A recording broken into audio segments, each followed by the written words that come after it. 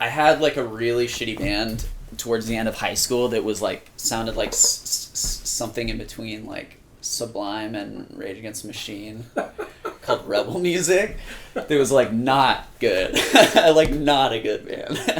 And I was playing bass and that was kind of like whatever. That wasn't like a real band. And I honestly kind of had resigned to the fact that I probably wasn't going to be playing in a band or like making music with anybody. And I've always also made visual art and I've always been into like graphic design and visual art.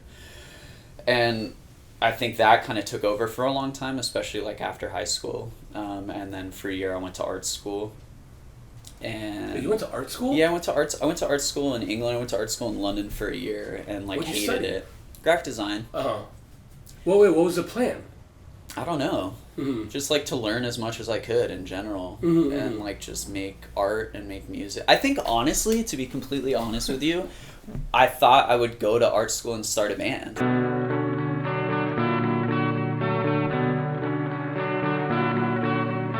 I wanted to start like a spaghetti western like surf band. That's what I wanted to start. Like, and I had just seen like Twin Peaks for the first time and like loved the fucking music in Twin Peaks. Yeah.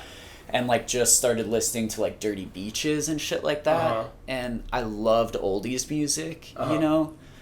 So I was like, this is what I would want to make. Like, this is what like art in my head sounds like musically is like, it's like fucked up oldies and it's punk somehow, you know?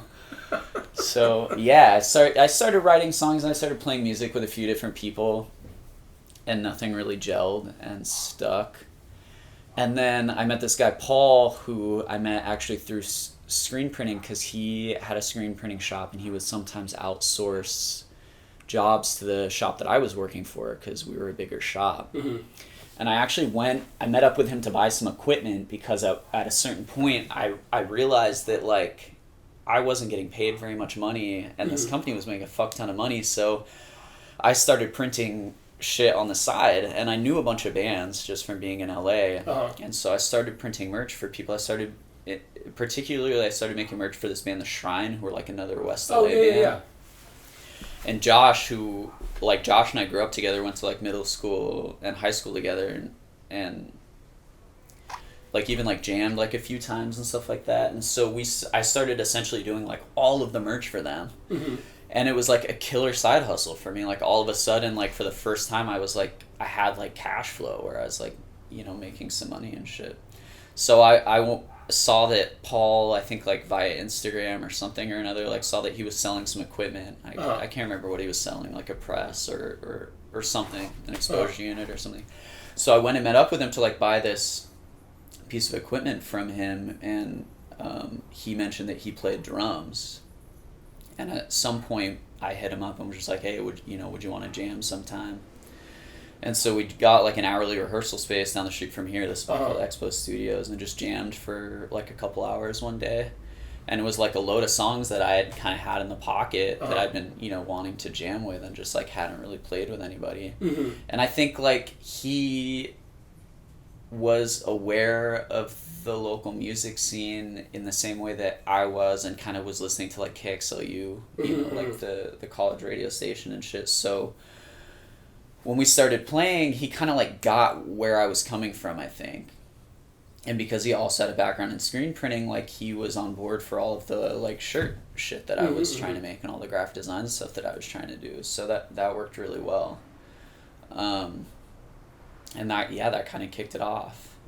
That was sort of the start of making music with this band. And one of the first ones was Breakfast Is Over, which is like a really early song, which, you know, is just like really classic, super simple, like doo-wop-y style love song. I mean, it's literally like the same chord structure as like Earth Angel or, you know, Angel Baby or like any of these songs. Like it's the same. It's like a standard, you know, but I want, you know, I think the idea for the song was I was driving down the PCH with my girlfriend and her little brother, and I was like hungry, and we passed McDonald's, and at the time McDonald's stopped serving breakfast at 11.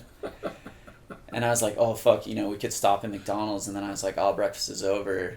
And I was like, oh wait, that's actually amazing for like a love song, you know? It's like, you know, having a lover you know, having like a fling with a lover one night and they kind of overstay their welcome the next day, and you having to kind of be like, listen, breakfast is over, you know? So then I kind of just wanted, you know, I applied that to that kind of like doo-wop standard love song kind of. Yeah. And I feel like in a way that was like a template for the band. So once you recorded that, were you just like, this is it? Like, we found it? Nah. And I still don't feel that way. I think like always I'm like, you know, like, what the fuck am I doing? You know, what's next? Where am I going? And these days in particular, it takes me a really long time to like digest ideas. And I feel like more and more the visual art stuff has been coming into it. And what is super, super important for me is for the music or anything that I create to feel really authentic and for it to be really like a genuine reflection of like what's going on inside of my head, kind of, you know? And so sometimes that takes a long time because I don't know what's going on inside of my head. But I'll catch on to things where it's like, oh, fuck, I really like these signs that I see everywhere in LA, like, but what are they? Like, what is it? And why am I into it? And it's like a water store, or like, I've been really into these, like, you see them everywhere, the like yellow signs with red writing on them. Oh, yeah. It's like, it's nothing. It's like this stupid arbitrary thing, but I started noticing that like that's like a weird format that like a lot of places use, and it'll be like keys cut. Yeah. But it'll be a yellow sign with red writing on it. I don't know who picked that, when or why. Yeah. Or it'll be like massage, you know, like fucking Thai massage or whatever. And they're yellow signs with the red writing. Yeah. So then like that'll get in my head and I'll kind of like obsessively notice these things and then just like slowly digest it in my brain, and it'll like trickle down and like become something eventually. And then eventually there will be like these themes that start developing kind of in my head, you know, about maybe it's about like the landscape or like the urban landscape or something like that. And then like I'll start writing songs and they'll somehow tie into those themes, you know? Yeah. So, yeah, I don't know. I mean, that's like a really convoluted way of saying like it takes me fucking forever to make shit, and like I never really feel happy with it, and it's always changing, you know? So, yeah. So, no, ultimately, no. Like, after I wrote that song, I wasn't like, fuck yeah, this is it. But at the time, I was like, this feels really good. I'm making something that I feel stoked about. Yeah. And then as soon as you're done with it, you're like, okay, well, like, now what the fuck do I do? Like, I don't want to keep making this. I don't want to pigeonhole myself. Although this feels authentic now and I like it, like, how do I naturally evolve out of this? Yeah. So, like, it doesn't feel forced or feel like an about face, but it's authentic and it's natural, you know? Yeah. So I look for cues from shit. I look for, like, musical cues where it's like, okay, well, surf and doo-wop, like, and punk, like, what are these things, and like where do they come from, and where do they naturally progress, or where do they digress, like where do they come from, where do they go? And then the other thing was like around that same time was like Stas and I have always like thrifted a lot and gone to like flea markets and shit, and we used to go to LACC flea market a lot in Vermont, and I found this box of Teen Angel magazines and a couple cassette tapes that were like oldies comps, and it was like the East Side Story oldies comps, and so I'm pretty sure it was like one person's collection of these like Teen Angels magazines and these like East Side Story comps on cassette, and they weren't even like the real ones. They were like someone had ripped them for someone else and used like a Dymo label maker, and it just said East Side Stories volume 1, volume 2 or whatever. And that is like what I listened to in my car forever. Was just I had like a 97 Ford Explorer and like a tape deck in it, and like just listen to these like East Side Story comps and these, you know, the oldies and the surf and shit. Like that shit sounded like LA to me, and like my experience of LA. Yeah. So then like the natural progression from that was like, you know, there's a lot of like soul music that ties into that music, and a lot of like elements of like country ballads and things like that. So just trying to like, I guess like naturally open up what kind of music I want to write and make, like letting the music lead the way for changes. Someone told me once, like when I was in high school, we had like, you know, like an alumni come and like talk to our art class, and you know, they were always talking about like, oh, if you want to go to art school, you either do fine art, you do graphic design. And I was like, well, what the fuck? Like, that's like, I want to do both. Like, what do you mean I have to like pick one? And I remember this alumni saying this thing about how like a fine artist, A graphic designer looks for solutions to a problem, and a fine artist creates problems. Mm-hmm. Does that make sense? Yeah. Graphic designer looks for answers to problems, yeah. and a fine artist creates problems. Uh-huh. And I kept thinking in my head, like, what the fuck? I make problems in my head that don't exist, and then I try and look for solutions for them. Like, I'm doing both. Like, that's what I'm doing. Yeah. So when I went to art school, like, you have to focus. That's, like, the whole thing is you have to, like, whittle it down and pick a course that you want to do. And all I knew is that I didn't want to be around the, like, fine artists. Like, the people that were, like, on some, you know, conceptual bullshit that was, you know, just, like, bogus. Yeah. You know, it wasn't real. Mm-hmm. And I was always of the mindset that, like, I really appreciated contemporary art and conceptual art even, but I always thought that there was, like, you had to have, like, this, you know, these, you know, the fundamentals down, or just, like, a particular kind of mindset about it, like, not just making I don't know, ultimately I felt like, okay, well, design, like, at least these people aren't pretentious assholes, you know? So you made a decision based on human beings? Pretty much, yeah. I'd say that's right. And also there was the feeling that, like, okay, well, I feel like graphic design in a way could be easier, and that'll give me more time to, like, get into the workshops and, like, learn to do shit that I want to do. So, yeah, like, I would just try and, like, get into the workshops and, like, you know, learn to work with, like, tools and materials that I hadn't worked with before. Right. Because, I mean, I was just asking because it seems like your approach to music seems a lot more conceptual than just you playing surf rock. You know, like you talking about finding, you know, Lowrider magazine, Teen Angels, and then considering, like, Los Angeles, where it's just like, it seems as though you and your music is a representation of Los Angeles to you. Right.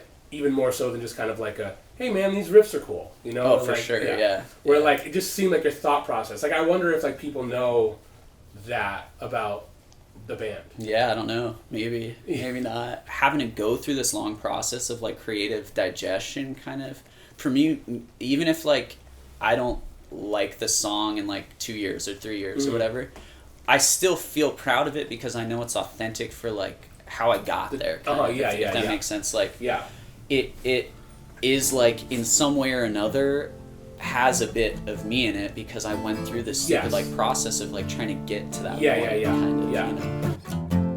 Water doesn't quench my thirst the way it used to. Every day I need a glass. Feels like I'm watching through a window, wondering how long it'll last. I don't wanna feel the same like I did. I don't wanna play the game. The man I see is not the man I'm used to. Must be something wrong with the glass. Feels like I'm peering through the window, searching for someone from the past. I don't wanna feel the same like I did. I don't wanna play the game. I don't wanna play the game like I did, 'cause I know you'll win again.